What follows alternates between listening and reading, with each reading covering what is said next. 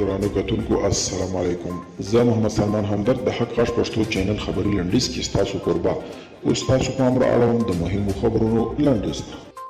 CNN وایي که امریکا کې بیړنی حالت اعلان نشي ممکن د ټرمپ پلویان ټول هیواد کې راووځي او له تاوتریخوالي ډک لاریونونه وکړي. اوس مهال واشنګټن کې د ټرمپ قهرېدلي پلویان د کانګرس ودانۍ ته په زور ننوتي او هلته یې هوایي ډزې او د خپل قدرت نمایش کړی دی.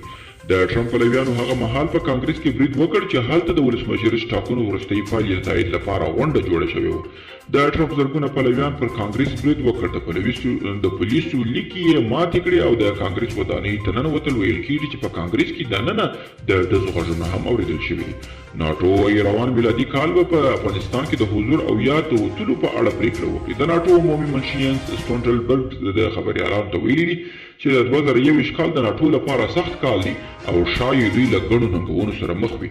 هغه وایي تر ټولو سخته مسله به د افغانستان په اړه پرېکړه کول وي. هنلي پاسپورت جدول په خپله کلنۍ ارزونه کې ویلي دي چې د جاپان پاسپورت د نړۍ تر ټولو ډېر باوري پاسپورت دی. تر افغانستان وروسته پاکستان، عراق، سوریه او سودان هغه هیوادونه دي چې په پاسپورټونو یې لږ نړیوال اعتبار لري.